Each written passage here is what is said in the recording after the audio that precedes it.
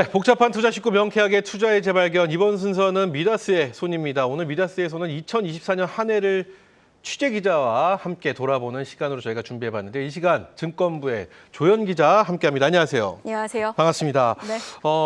저희 영상으로 뵙다가 또 스튜디오에서 처음 인사를 드렸는데 뵙자마자 이런 질문하고 싶어요. 올해 나에게 2024년도 한 해는 어떤 시간이었는지. 몸풀기 질문입니다. 몸풀기로 네. 올해 한 해는 어떤 현장을 많이 다니시다 보니까 네. 전반적으로 내가 느끼는 분위기라는 게 있잖아요. 저 스스로도 저희 프로그램의 제목이죠. 투자의 재발견이라고 하는데 네. 퇴직연금도 다시 한번 발견하고 발견했죠. 그리고 내가 투자하는 상품의 수익률도 다시 한번 좀 살펴보고 그냥 넘어갔던 것들, 사실 좀 까먹고 있던 것들, 덮어뒀던 것들 다시 한번 확인하는 시간이 아니었나 싶습니다. 맞습니다. 여러 가지로 정말 저희가 영상으로 늘 스튜디오에서 좀 편하게 봤지만 굉장히 바쁜 한 해를 또 보내주셨습니다. 그래서 덕분에 좋은 저희가 정보도 많이 얻었는데 네. 자, 저희 어쨌든 돈을 벌어야 됩니다. 가장 오래 보면서 벌써 16개의 투자 상품을 소개해 주셨더라고요. 그렇죠. 무엇보다 상품 설계자에게 직접 투자 아이디어를 듣는 점이 굉장히 매력이 있었는데 그래도 뭐니 해도 수익이 아닌가 싶습니다. 올해 가장 수익률이 좋았던 상품은 뭐였는지 정리를 싹 해주셨죠? 수익률 1위는 가장 뜨거웠던 것은 단연 반도체, 그렇죠. 반도체였습니다. 그러니까 AI 붐을 타고서 반도체 기업 주가들이 줄곧 우상향 상승세를 보였었죠. 올 한 해 수익률만 한 63%를 기록 중이고 뒤이어서 원자력과 네. K방산도 한 60% 육박하는 수익률 현재 나타내고 있습니다. 하나씩 좀 살펴볼까요? 네, 에이스 살펴볼게요. 글로벌 반도체 탑4 ETF는 반도체 4대 천왕의 투자 비중을 집중하는 상품입니다. 그러니까 TSMC랑 엔비디아가 한 투자 비중의 절반 가까이를 차지하고 있고요. 지금 나오고 있네요. 네, 나머지 두 종목을 보면 SK 하이닉스와 ASML이 자리하고 있습니다. 그러니까 반도체 분야를 파운드리, 팹리스, 네. 메모리, 반도체 장비, 그러니까 이렇게 4개의 분야로 나눠서 각 1위 기업에 투자하는 상품이고요. 수익률 추이도 한번 볼까요? 네네. 8월 말에 이 삼성전자에서 외국인 자금이 유출되는 시기부터 그렇죠. 이 상품이 삼성전자를 편출하고 SK 하이닉스를 편입을 했는데 이게 결정적이었어요. 그래서 수익률이 그 이후에 또다시 30%, 그러니까 지금의 절반 수준이죠. 리밸런싱 효과를 톡톡히 봤습니다. 네. 다만 작은 흐름은 8월 말을 기점으로 조금씩 유출이 이어지는 모습이고요. 차익 실현이나 더 상승 여력이 높은 섹터로 움직이는 것으로 풀이됩니다. 네. 그리고 수익률 2, 3위 상품도 살펴보면 네. 하나로 원자력 아이셀렉트와 플러스 K방산이 각각 한 59%대 높은 수익률 보이고 있죠. 이 두 상품은 해외 기업이 아니라 국내 기업들의 그래요. 투자가 집중되어 있습니다. 그러니까 지지부진한 국내 증시에서도 어떻게 보면 좀 선방을 했다. 원자력, 방산 이렇게 나오네요. 그렇죠? 그렇죠. 네. 근데 이제 원자력 아이셀렉트를 보면 원전 기업보다도 사실은 전력 설비, 그러니까 AI 붐이었죠. 이 기업들이 두드러지는 성적을 나타냈어요. 그래서 HD, 현대 일렉트릭이라든지 두산 에너빌리티, 한전, LS 일렉트릭 등이 투자 비중 상위권에 자리하고 있고요. 네. 플러스 K 방산은 하나 에어로스페이스, 한국항공우주, 하나오션 이렇게 담겨 있습니다. 하나자산운용이 이 K 방산 ETF를 내년 초에 미국 증시에 상장하려고 지금 현재 추진 중인데요. 과연 이제 글로벌 시장에서도 이 경쟁력을 보일 수 있을지 좀 주목이 됩니다. 특히 트럼프 취임 이후에 이제 미중 패권 경쟁이 K 방산에게도 드라이브를 걸 네. 것이란 기대가 크고요. 저희가 수익률 상위권 상품 위주로 설명을 드렸는데 보시면 전체적으로 보시면 AI 빅테크부터 KLX, 금연물, 인도 니프티 50 등 다양한 상품들 만날 수 있었습니다. 그래요. 그렇게 보니까 정말 대단합니다. 그리고 지금 정리를 쭉 해주시니까 한 해 우리나라의 어떤 섹터들이 네. 어떻게 흘렀는지 역시 ETF를 통해서 보면 다 한눈에 확인할 수 있다는 걸 느꼈는데 어찌되었든 요즘 이 탄핵 정국, 우리가 정치적인 리스크라고 하잖아요. 전국에 또 원달러 환율은 천장을 뚫고 있는 그런 상황입니다. 우리 증시가 이 긴 터널을 잘 헤쳐나갈 수 있을지 앞서 현장에서 전문가들 많이 만나시잖아요. 그들의 의견은 어떤지 굉장히 궁금합니다. 일단 연초까지는 큰 반등이 어렵다 이렇게 보는 것이 국내 증권사 리서치 센터장들의 중론인데요. 네네. 조심스럽지만 2분기 이후에는 밸류에이션 회복이 가능할 것으로 좀 기대하고 있습니다. 물론 환율이라든지 트럼프 2기 통상 정책 등 불확실성이 다소 거치는 모습을 확인한 이유겠죠. 박희찬 미래에셋증권 리서치 센터장은 현재 현재의 환율은 좀 과한 수준으로 보여진다라고 하면서 네. 외환 건전성이 나쁘지 않은 만큼 시장이 과하게 반응할 것은 아니다라고 진단을 했는데요.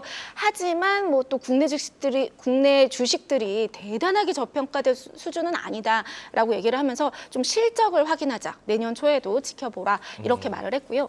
또 저희가 이 미다스 손에서 네. 유럽 최대 자산운용사인 프랑스 아문디 자산운용의 뱅상 모르티에 대표를 인터뷰를 했었습니다. 그래요? 네, 이 회사가 국내에서는 농협금융과 함께 NH 아문디 자산운용을 합작 운영하고 있는데요.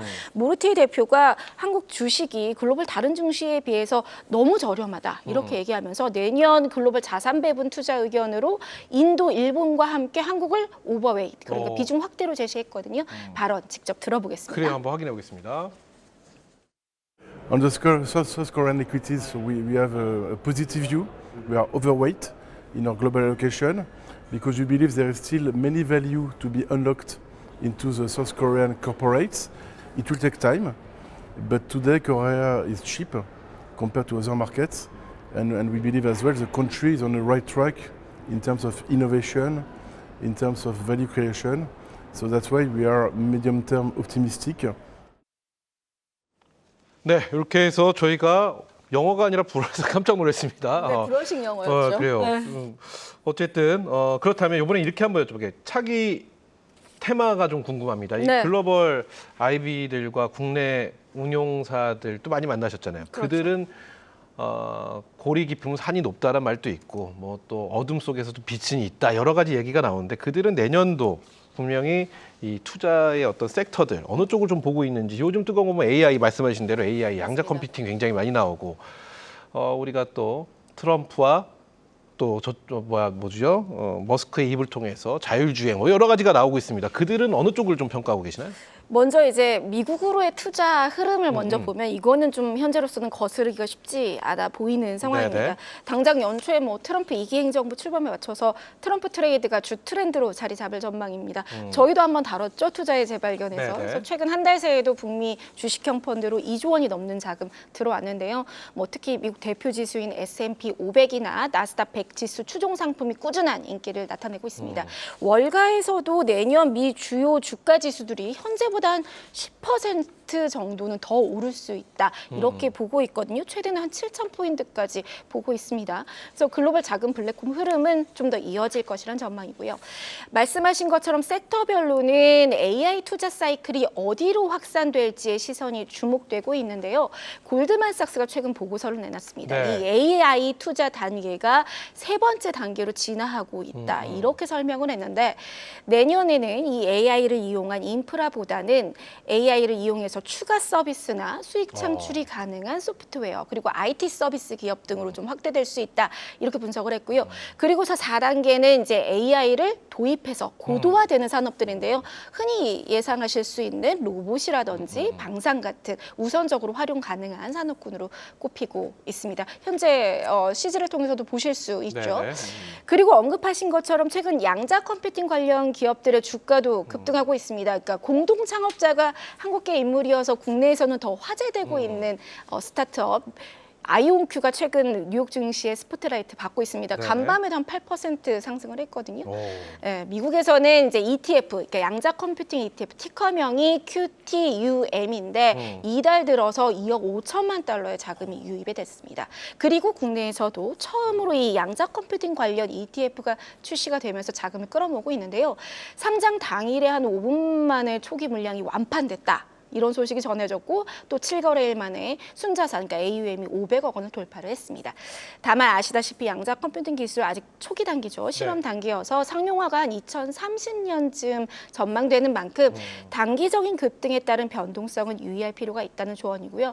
또 마지막으로 이제 전략 측면에서 보면 저희가 많이 다룬 상품이죠. 커버드콜 상품이 여전히 인기를 끌고 있는데요. 이게 퇴직연금 시장하고 맞물려서 더 성장세를 이어갈 것으로 전망이 됩니다. 그리고 또 변동성이 확대되는 장에서는 이제 현금 흐름을 확보하려는 투자 수요가 아무래도 커지게 되죠. 그런데 보시는 것처럼 뭐 먼슬리에서 위클리, 데일리 옵션으로 계속 진화가 되고 있고 상품 구조가 복잡해지는 만큼 좀 이걸 살펴보셔야 할 것 같습니다. 투자의 재발견 통해서 쉽게 풀어드리도록 하겠습니다. 그래요. 투자의 재발견 내년에도 저희 네. 기대해봐도 되겠죠. 그렇죠. 2025년도에 좀 더 기분 좋은 소식으로 우리 시청자분께 정말 알찬 정보 미다스의 손에서 꼭 전해드리도록 하고 우리 조현 기자도 활약 기대하도록 하겠습니다. 감사합니다. 오늘 수고하셨습니다.